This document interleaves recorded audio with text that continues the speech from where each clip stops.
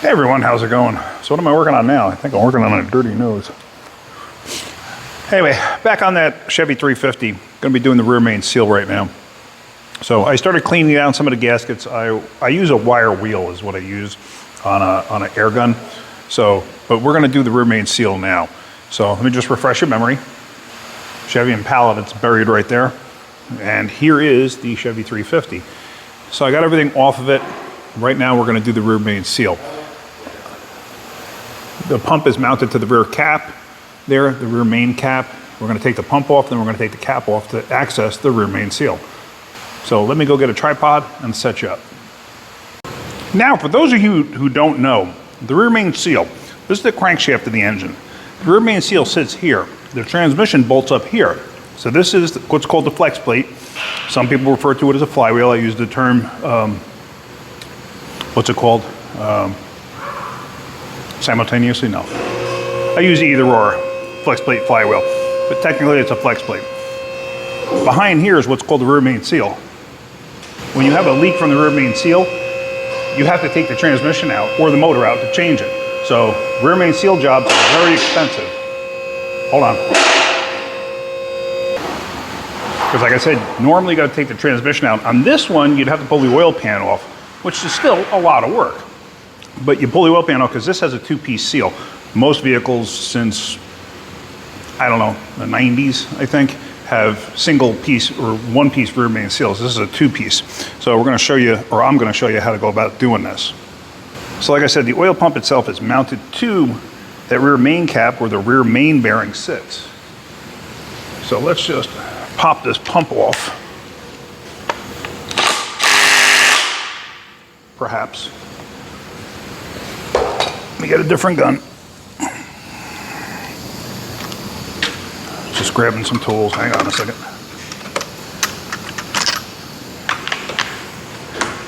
I'm a bad boy. I use chrome sockets on impacts. All right. So now the pump should come right off. It just uses the cap as a mount. That's really all it does. And there's the drive. The shaft that drives this from the camshaft, that fell out a long time ago. There's a plastic coupler that goes on here that's broken apart or was never put back on, who knows. But I have a new one to put on there. So we're just gonna put this off to the side to where you can't see it, but I know it's there. Now let's take that rear cap off. Let me find an actual impact for that. I assume it's 11/16. Oh no, it's a 5/8. Okay. Now I am going to use an impact on this because this is torqued much greater than the oil pump mounting bolt.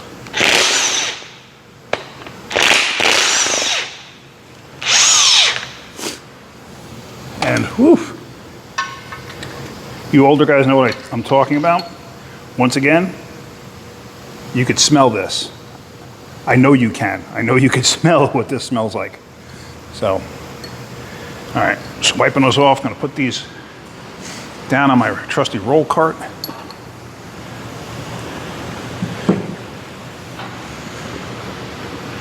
Now, a lot of times what I would do too is I would use the bolt, stick the bolt in the hole and whack it with a hammer sideways. However, I'm not going to do that on this right now. I should have some kind of a prying device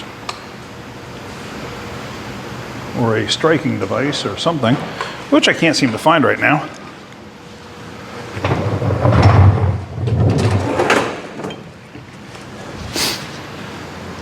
Just use a hammer. Now this is going to tell us a lot about the condition of the motor too, because we're going to get to see the rear main bearing half. All right.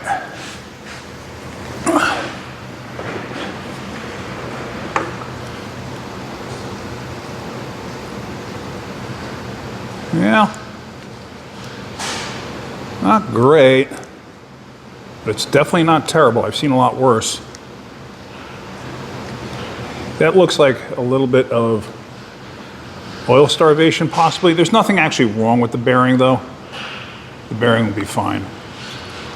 So half the seal, we're just going to worry about changing the seal. Half the seal is sitting right here. See it? So that's half the seal. The other half is down, whoops, sorry, is down inside there. How do you get that out? Well, it could be a little on the tricky side, but we're going to get it out. So this one usually, a big usually, I can get out with a screwdriver, just like such. And then the seal half comes out. It's actually a little more pliable than I anticipated, because the front seal, I tell you what, is dried up like you wouldn't believe. And in case you're wondering if you ever heard the term a rope seal, these were often referred to as a rope seal because it actually was a piece of rope that went inside there. But this is a rubber seal, so that's nice and free. Now we got to knock the other one out, the other half out. Let me see if I can't set you up a little bit here. And you got to be careful, because you don't want to nick the crankshaft when you're doing this. So let me, can I focus you in a little bit more?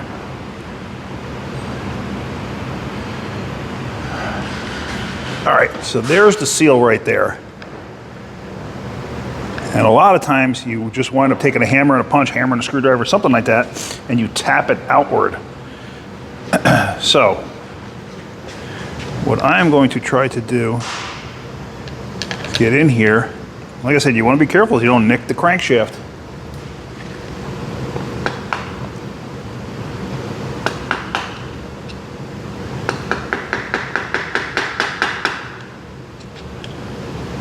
Or anything else. Hang on a second, I gotta get a light. I need a better bird's eye view of what I'm doing. Dun, dun, dun. I'm gonna back you up even further.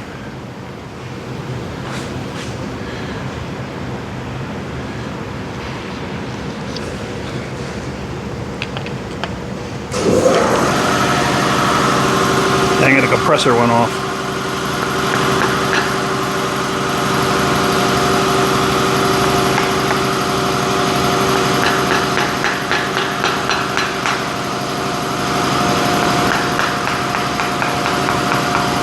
There it goes, you see it walking?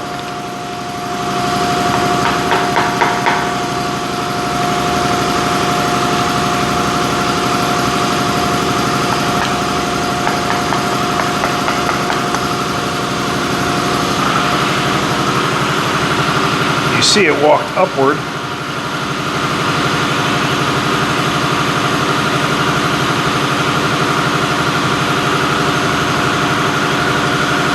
See that? So now the edge is right here. See that? So it's starting to walk upwards because I tapped. Where are we? Right there. I tapped that end down. See it? How it rolled up? A lot of times too, you can walk the crankshaft around using a flywheel turner or something like that, just to get that thing around. Or if it was in the car, you could actually hook to the front. Oops, hold on. Hook to the front where I have that puller on the crank bolt and rotate the motor over. All right, let me pause here for a minute. So all I'm gonna do here is I'm gonna try with a long, skinny screwdriver. I'm hitting with the palm of my hand and it's moving reasonably easy.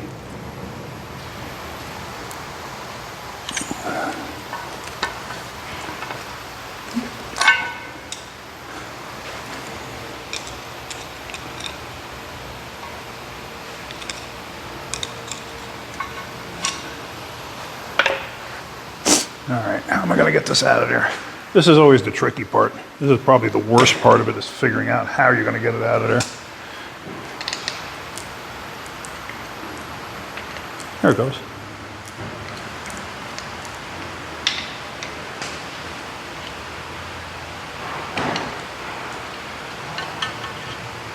And so there it goes. It's out. Yeah, okay. Not terrible, not terrible.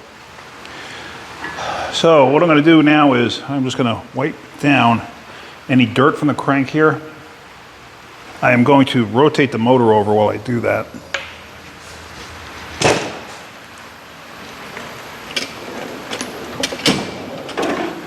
Trying to find my flywheel turner.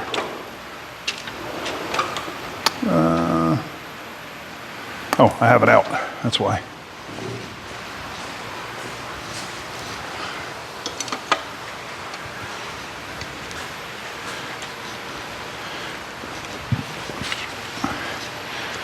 Now this is old school, and it works fantastic. I've had this thing, shoot, 40 plus years now. I actually broke the pin that was in there, and I was in need of it right then and there. So I had this piece of metal, and I just shoved it in there, folded it over, and it's been like that ever since. It's probably been like that for 20 years now. And how it works is you grab one of the teeth on this flex plate, and it'll turn. So all I'm going to do really is just clean the area where the seal goes.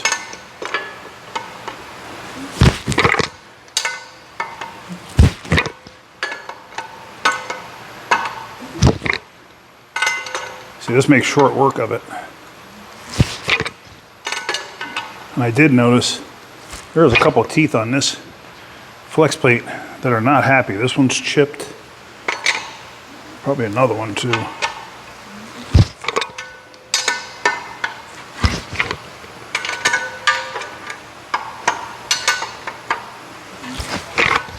Yeah, right here.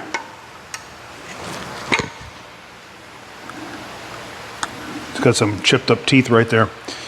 So, all right. So that's all good. That's all fine and dandy. Now, let me go get the new rear main seal. I know the lighting is not the greatest, but there you go. Let me go get the new rear main seal, and let me figure this out. So here's the kit, a BS 11829-1. It comes with, well, it has this, tells you this like installation instructions, installation tips. They tell you to deburr anything that's in there. Well, kind of, yeah, okay. They tell you to install it 3/8 of an inch away from the seam, basically where the cap and the block come together. So if the block and the cap come together in this position, you want this installed in this position, so these marks don't line up with the others. I never really had much of a problem in the past not doing that, but we're going to try doing it anyway. So with this, you want to put a little bit of oil on the actual sealing surface before you install this. You don't have to use any silicone or anything just yet. Now, also the kit comes with this, and a lot of people might be like, what the heck is that for? We'll get to that a little bit later. This is for the oil pump drive, and this is what I was talking about, the plastic piece that was missing, that might have been broken up, but I think it was just missing. A lot of people forget to put them in, but whatever, it doesn't really matter all that much, but that's what this is for. This does come in the kit. So one other thing that comes in the kit is what they call this shoehorn here, this little shoehorn, and it's to help guide the edge of this into the block, okay? So let me go get some oil so we can put some oil on one half of the seal, and let's get the one half of the seal installed. I'm going to use this on the assembly. Now they say that you could use oil or grease. I prefer not to use grease because grease and seals don't go together. Usually, I mean, even though oil will swell seals because it's oil, but that's usually O-rings. This is probably resistant to that, but anyway, I'd rather use this just to be on the safe side. So we're going to use this, and we're going to grease up these seals, or lube up these seals.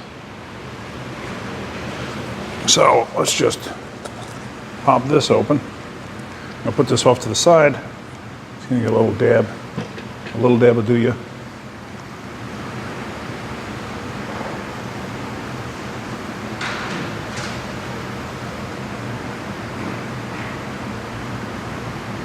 Sorry for the autofocus. Nothing I can do about that.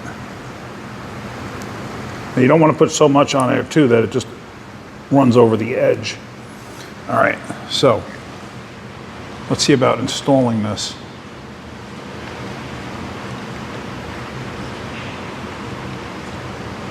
Can you see what I'm doing? All right, so you see the bottom edge of the block there. We don't have to worry anything about that. Now, if you also notice, this seal has a large edge. That large edge has to face the crankshaft, well, has to face the front of the motor, basically. So we're gonna make sure that we put that in like that.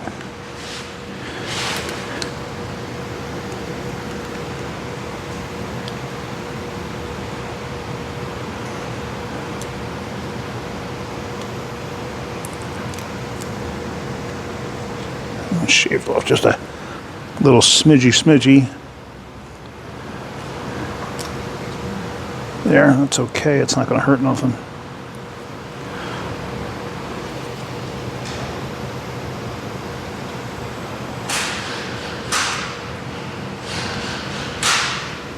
Man, it's just, in all honesty, that's more like casting flash, so to speak. If you ever built a car model in your life, you kind of know what I'm talking about.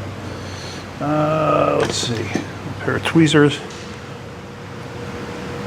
Let's get that residual piece off.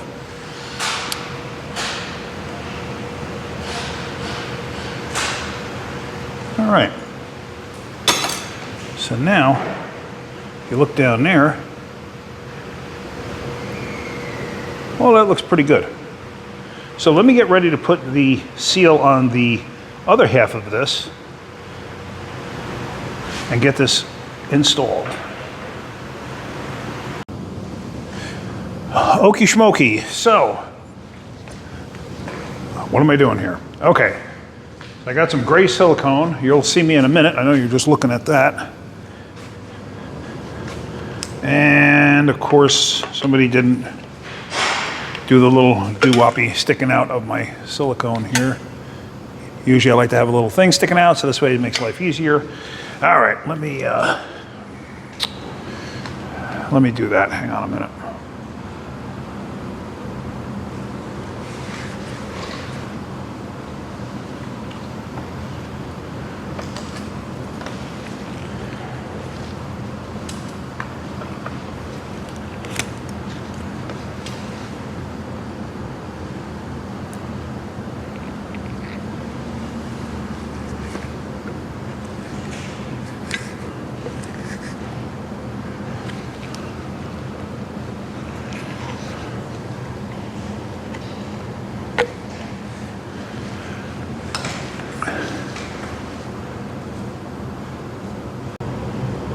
All right, so I cleaned it down just to make sure. I got some grease on that seal, not grease, the transmission assembly lube. Now, the reason I'm doing this is because the seal is offset slightly.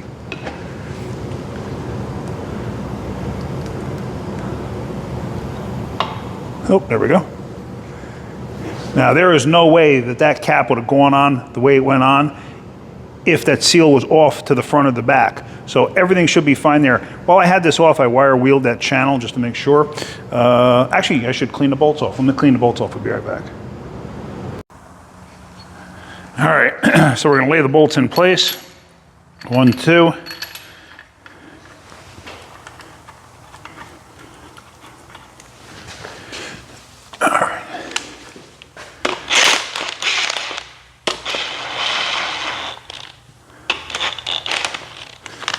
You notice I didn't whack them down? Don't do that. All right, let's see. Let me find my turkey wrench.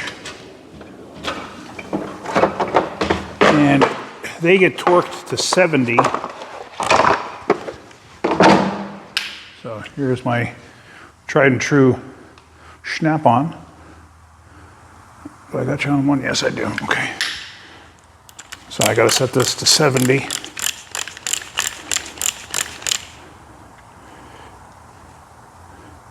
And look at that, I nailed 70 right off the bat.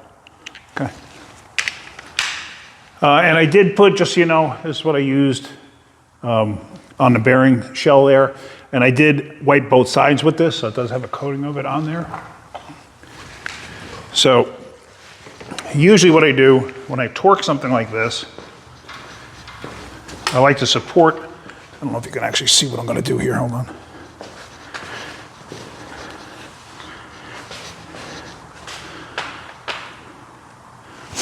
I like to support the engine stand if I can.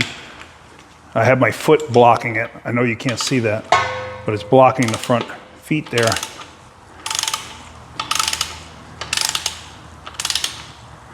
Okay, now as you see, all I did was bring it down. I know it just made contact because I could feel how the bolt just stopped. Okay, so I'm gonna go a little bit,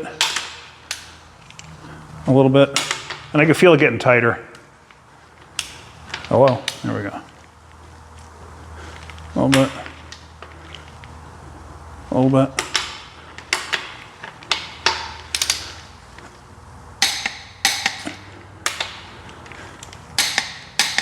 Perfect. Okay, and that's it for that. All right, let's, oh, I meant to order the gaskets for the oil filter adapter piece inside there. Okay, so for now, that's gonna end this part of this. It's the end of the day, so I'm gonna clean up. Tomorrow morning, I'm going to put an oil pump back on it, and I'll show you about that clip and the drive shaft for it. All right, let's do that. So back onto this Chevy oil pump situation here. I cleaned all the gasket surfaces. Like I said, I use a wire wheel like this on cast iron blocks like this one. Now, let me just show you something real quick. The oil pump mounts here to this surface here. It's a metal to metal fit. There is no gasket required. I made a short about this, and you gotta be careful. Just run your finger on there. Make sure you don't feel anything like a burr or a gouge. Like that's not a gouge, it's just like a line there, but it's nothing there. Everything fits, or everything feels nice. Just wiping it down, make sure there's nothing there. So basically now we can mount the pump right back in place where it goes. What I wanted to show you too is this. Let me put you here for a second. So I'm just grabbing a pump.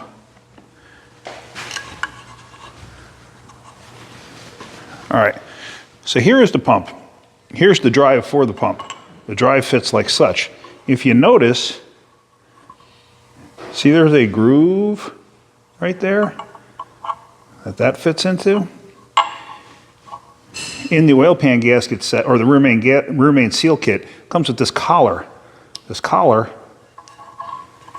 snaps down into there, and then you put the drive into there, if I can get it. If I can get it. Sometimes you gotta force these things together. All right, I might have to do this off camera because I gotta force it into place. Hang on 1 minute. Now I had gotten it stuck on the drive shaft. What I did was took it off and put it on here because you have more surface area here. You have more surface area here. So getting it down on there is probably the thing you want to do first. Then, because the drive shaft only has this small surface area. And then snap that in place. So now, the shaft doesn't fall out. So what we're going to do, actually, let me put you on this side. The pump has to go down in place. The shaft goes through that hole, and the pump goes down, and then there's dowel pins that this thing aligns to. Now, one thing I didn't show you too is I quickly cleaned this pump in the parts washer because the underside of the pump, let's see if I can show you. Hi. The underside of the pump, right there, these divots, they collect a whole bunch of debris and gook. So I wanted to clean all of that out. That's the only reason I did that. So now, like I said, there's two dowels here, and there it fits nice and flush.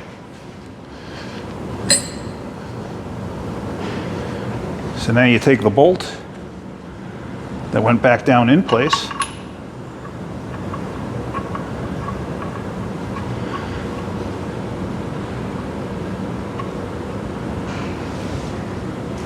screw that down in place, And we got to torque that to 65 foot-pounds. So let me go get a torque wrench and we'll tighten that up. And that's going to end this video, actually. All right, let me back you up a little bit. All right, so I got my torque wrench, it's set to 65.